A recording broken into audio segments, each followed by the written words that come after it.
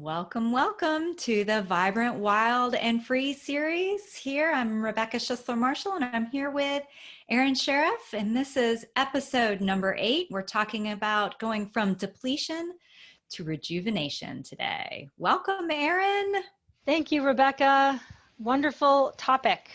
Much needed, I Oh, believe. I love this topic mostly because, it's so much of what I see out in the world of people who are depleted and wondering why and how to get to be to feeling not depleted. That's right. That's right. I know many of our clients come to us depleted in so many ways, physical, emotional, spiritually, and it's really, really fun to offer up some little nuggets that can help people slowly but surely step into a more rejuvenated, whole, vibrant way of being. Yeah, and I love the way that you just pointed out that it's not just one piece, right? This is some of the work that you and I agree on is that this is a multidimensional work. This is multidimensional work that we both try to bring into the world to become this vibrant person. If you just focus on one part or one piece, then it is more challenging to be vibrant, to be wild, to be free, because you're only kind of feeding one part of you when there are so many pieces and parts that need nourishing. Well, that's right. And also, if you're just kind of trying to plug up the holes, like, okay, I'm going to get more sleep, or I'm going to drink more water, or whatever the thing is, you're really not getting to the root of the beliefs that are causing us to think that we have to do more. We can't have any downtime. We've got to be productive. We've got to work hard. We've got to crank it out.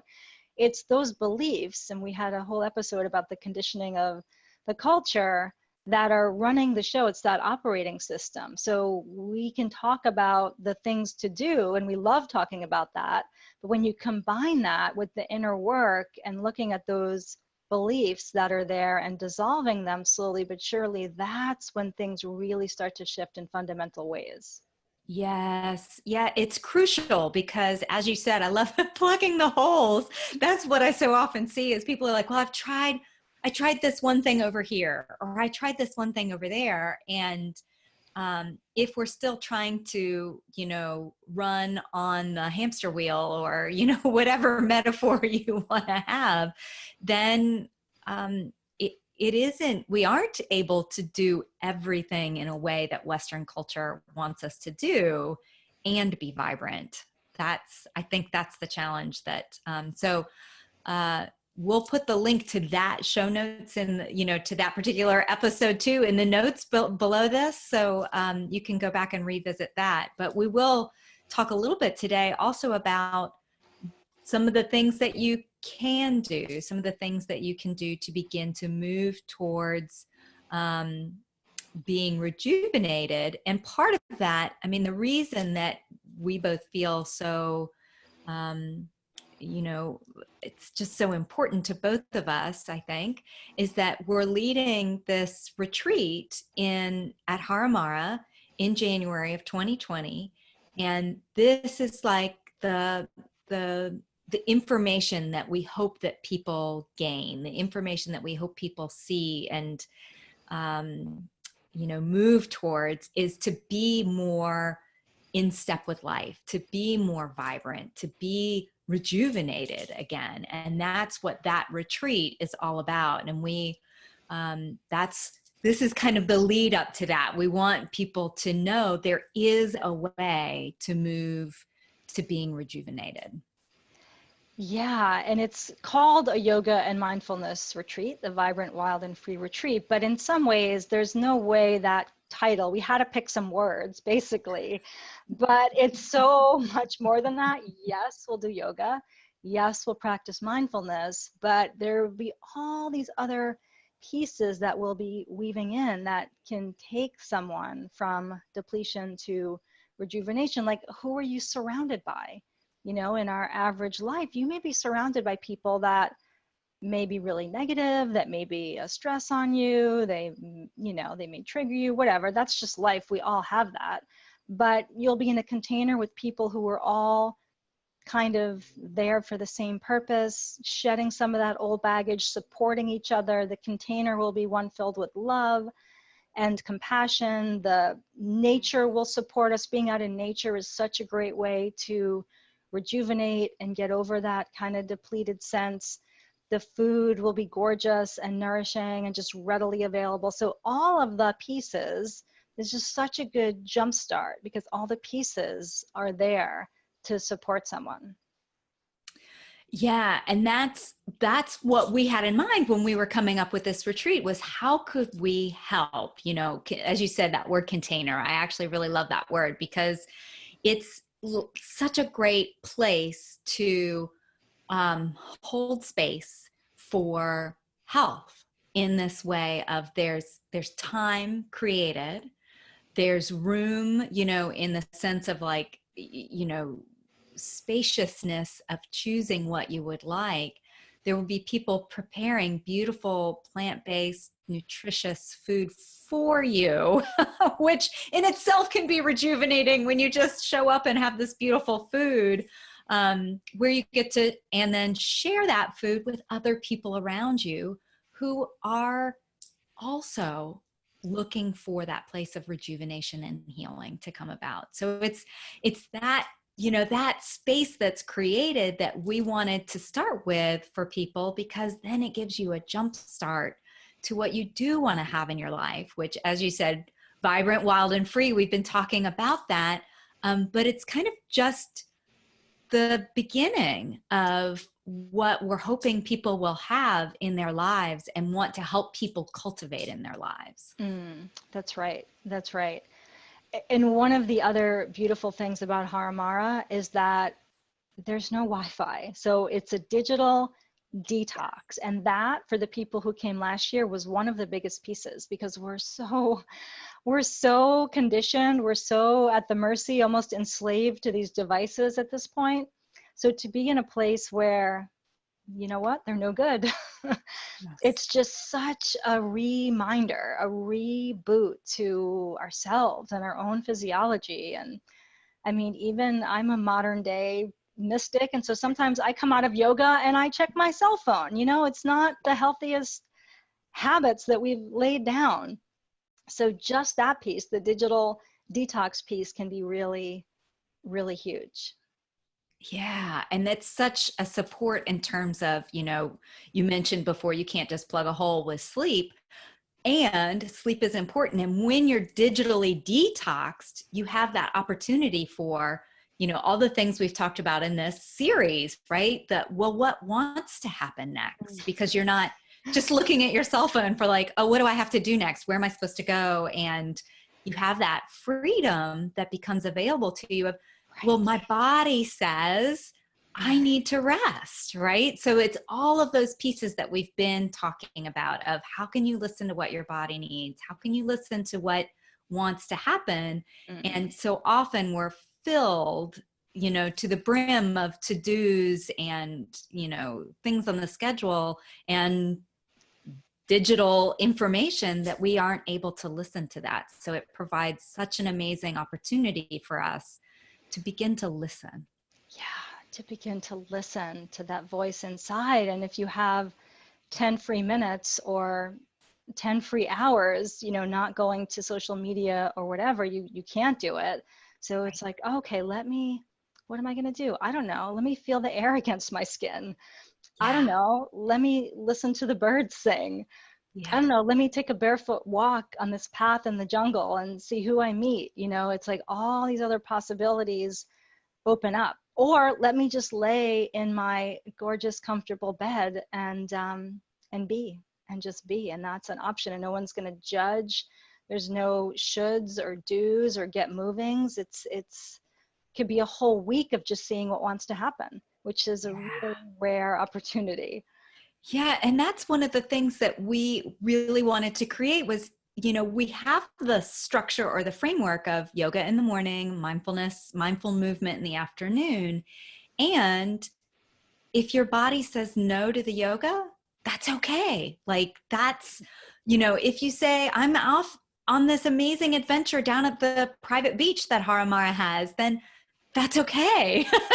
We aren't going to chase after you with an attendance role of why weren't you at yoga? The And yoga that's police will be out. the yoga police. I love that. Yeah,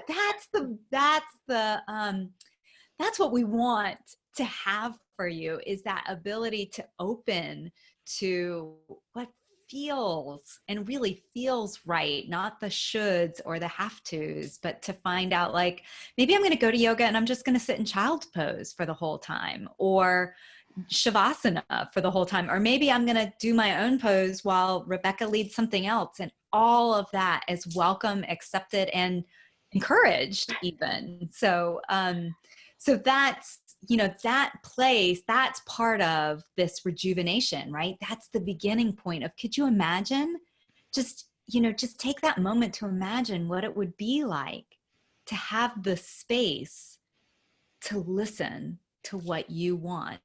Love it. I mean, like, when I have that, it's like so delicious and luxurious, and I just want to create that for other people. Yes, and to have people encouraging you to do that. It's like that saying, don't just do something, sit there, you know? I love that. I love that. So we'll be Yes. encouraging non-doing to the extent that that serves you. And then if you're there and you feel super energized, there'll be all these beautiful options you could pick from in terms of bird watching and whale watching and hiking and whatnot. But you can decide moment to moment and Yes. just listen authentically. So you have the opportunity of being embodied, of being in your body with movement practices, or on your own with hiking in the woods, hiking in the jungle, or hiking down to the beach, or, as you said, whale watching, bird watching. There are lots of options outside of the resort. And so, I'm kind of thinking through all the pieces that we talked about multidimensionally, right? Nourishing your body with food, we've talked about nourishing the body with movement, but also nourishing your mind, right? And your emotions with that space and the time and the rest that we've talked about before, during this session. Mm-hmm. And then there's that spiritual component too. And that's another piece that, being in nature can be one of the greatest ways to access spirit. And I believe, the way that I like to think of yoga and mindfulness, to me, is another really way for clearing that space for spirit to come and speak to us. Mm. Yeah, I love that, clearing the space for spirit to come and speak to us. Yes, somehow there's a easier access out in nature. You don't have all the distractions and the din and the sometimes low energy of the culture and the concrete world. And so things are accessible out there at times that are not so easily accessible in the chaotic, crazy world. Yeah.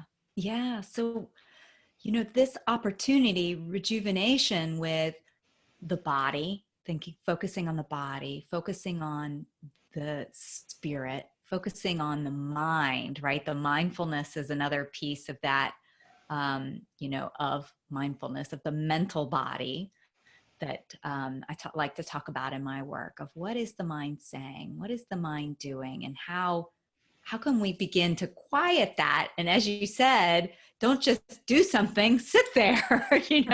That space is part of that, cultivating the listening and the not always letting the mind lead what's going on. Yeah, yeah. So we hope you'll join us if it's calling to you, but we know that not everyone can join us. And so if you can't, what are some ways people can start weaving this into their every day, even if they can't do it for an extended period? Yeah. And I think, in the same ways that we've talked about what we are hoping to cultivate on the retreat, to be able to cultivate in that, in your life, those things like finding space and time for yourself for, quiet, for, maybe it's just a walk in your neighborhood. Maybe it's a walk in the woods. Maybe it's, a meditation practice, those pieces, that space. To me, when I think of rest, it's sleep, and it's that space for quiet that comes with, not doing. That's Yeah. resting.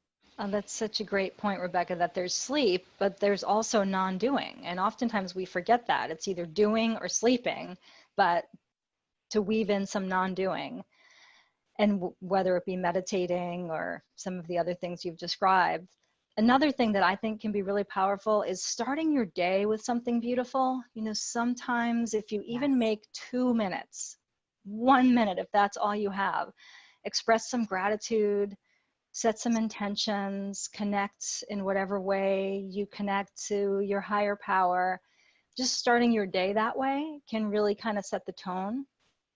And Yes. yeah, I love that. The setting the tone for the day is so, it can be really powerful when you intentionally begin with, something that can be inspirational. Or I love, gratitude is one of my favorite practices, as I know it is for you as well. yeah, yeah. So gratitude, you could start and end the day with gratitude.